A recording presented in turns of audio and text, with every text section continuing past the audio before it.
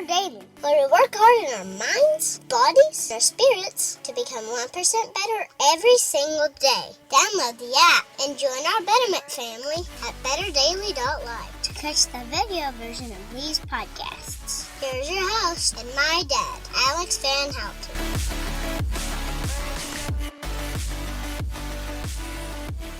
What is up, Betterment family? This is Alex Van Houten in Better Daily Live. Happy Monday. It is Mindset Monday, and today's mindset is get carved out. I hope that you had a wonderful, wonderful Easter weekend and that you had the opportunity to celebrate with your faith community and friends and family. He is risen, and that is wonderful, wonderful news. Today, I'm excited about this mindset because it's something that's been sticking in my head for a bit, and so I'm hoping to unpack that with you guys here. There's a verse in the book of James. I love this book of the Bible, by the way. The Bible is a very, very powerful work because no matter how many times you've read through it, it doesn't change, but you change and you get something new out of it every time. And it's one of those texts. It is the text, not one of those texts. It is the text that is so deep that it never stops getting deeper. That's been my experience. I'd love to hear from you. What's your favorite book or two of the Bible? Mine is the book of James. There's been times in the past where I would have told you Matthew or Psalms, but over the past few years, the book of James really resonates with me. I think one of the reasons is that in the New Testament, there are accounts of Jesus and his story. And, well, I'll get there in a second. The second verse in the book of James says, "Count it as joy, dear brothers, when you face suffering of many kinds." And he goes on to unpack that a little bit, but it's the second verse, and it's, you would think, like, wait, what? Like, this is, the New Testament is the gospel. It's supposed to be the good news. It's the hope of mankind, right? And so you would think that the book of James, which was intended to stand alone at the time of its writing, it was intended to be an exhortation and an encouragement for the believers of the time. You would think start off on a more positive foot, right? You'd think like, something like, I don't know, I'm not putting words in James' mouth here, but let's say, hey, there's this really good thing I want you guys to know, and so let's talk about that. Let's ease into the suffering part. But he doesn't. It's the second verse of the book. And I love this book because throughout the New Testament, there are accounts of Jesus and his story. There are many letters from Paul and various other apostles throughout the New Testament. And what's interesting is, the way those were written from biblical scholarship perspective, many of those were, slightly removed from the eyewitness account. The Gospel of Mark and the Gospel of Matthew, Luke and John, they're chronologically speaking a few decades out, if not more, from when Jesus actually was here. And so the letters from Paul, they're really good. Paul does a wonderful job trying to help people rationalize and understand what happened and what his faith tradition as encountered by Jesus looks like. But then there's the book of James. And James, as you know, James is one of the disciples. Peter, James, and John, among the three that always got to do everything with Jesus, right? The book of James reads like a continual punch in the face. He's not trying to rationalize anything. It's a very, very short book. I think it's 5 chapters long, if I'm not terribly mistaken. And every verse is like, pow, pow. Here's what you think is important in life. Pow. Think again. Pow. Here's how you think this is supposed to go. Pow. And I love it. I don't know if you're familiar with John Bunyan's Pilgrim's Progress. I want to say it was written in the 16th century. Pilgrim's Progress. It was a narrative designed by John Bunyan and written and explored by him, and probably the second most translated and popular book next to the Bible between the 16th and the 21st century. Very, very powerful story. If you haven't read it, check it out. It's very cool. It's an allegory for the life of somebody, what it means to follow the greatest good, to aim toward the highest thing.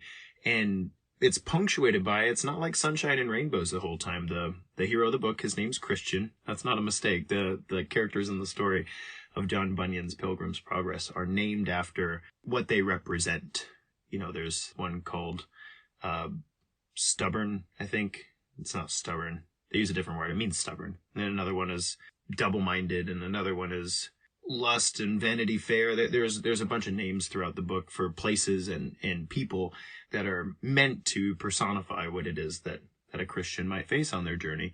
And so the hero of the story points his eyes in the direction of the celestial city, the greatest good. And he encounters just the most brutal trials along the way.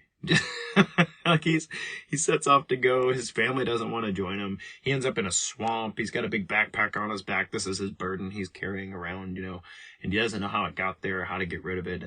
And he has to climb a mountain, and he gets beset by winged foes, and, ends up, one of his friends actually dies on the way. It's a rough story. It's like getting punched in the face over and over and over again. And that's life, right? Is that not life? It's simultaneously this beautiful, wonderful blessing. I talked about this last week for the word blessing. If you missed that, go check it out. Talked about my son here. Beautiful, wonderful, amazing thing that is this life.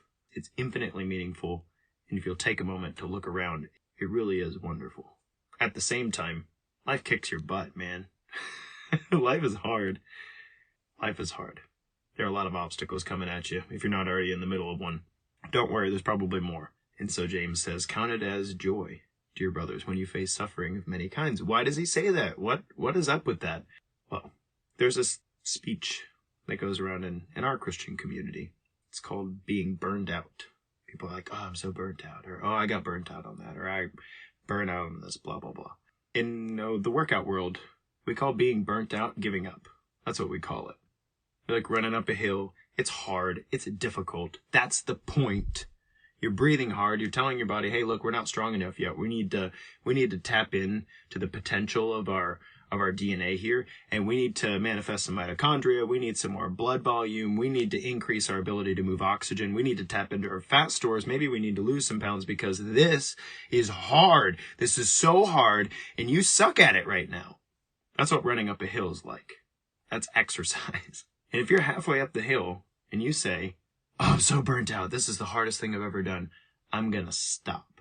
If you say that and if you do it, you know what happens? You don't get any stronger. The adaptations don't occur. You don't overcome the difficulty in this moment, and therefore you don't send the signal to your DNA that we need to unlock some potential here. You don't get carved out. You miss out on that opportunity. And life's like that. Life's like that. It's like running up a hill. It's really difficult. And some of the most powerful things that can happen to you in life, that teach you amazing lessons and show you that you're made of sterner stuff than you know, those are the things that you're going to feel. You better feel. In fact, you better feel like, man, I'm so burnt out. This is so difficult. You're not burnt out. You're being carved out. There's a difference. Burning out is like there's a candle, and here's the flame, and here's all the fuel, and all the fuel's gone, and now the candle goes out. Are you dead? No, you're not dead.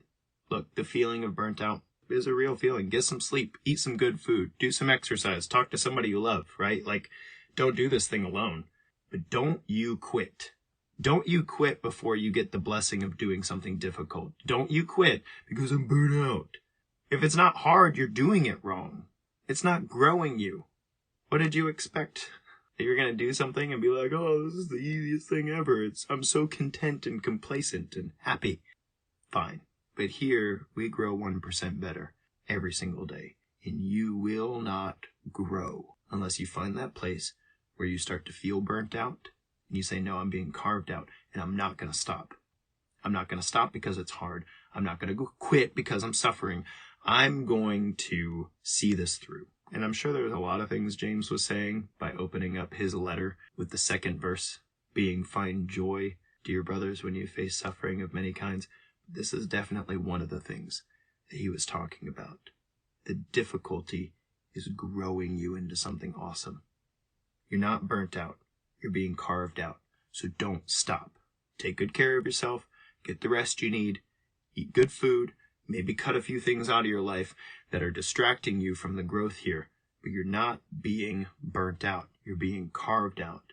And someday you're going to look back on this and say, I'm really glad I stuck that out. I'm really glad that I recognized that I was being carved out. This thing about being carved out, imagine a mountain with a cave in the middle of it. stream carves it out continually. The thing about being carved out is eventually you might be a shelter for somebody else. Their time to be carved out isn't here yet, and they need to take shelter somewhere, and it's you.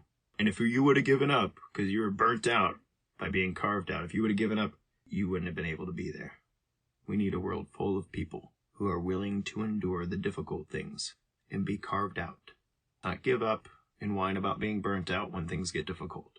Get some rest, eat good food, have a conversation with somebody who matters to you in life, do some writing, do some praying, and don't you stop. You're not being burnt out. You're being carved out, and there's a difference. Guys, this has been Alex Van Houten in Better Daily Live. Thank you for joining me for Mindset Monday. I hope it inspires and encourages you today, and that you'll join us for our Faithful 40 Challenge, which starts on May 1st. If you're here in the group, look for the notifications. If you're not, find the link in the show notes below. Until next time, guys, it's just 1%. You got this.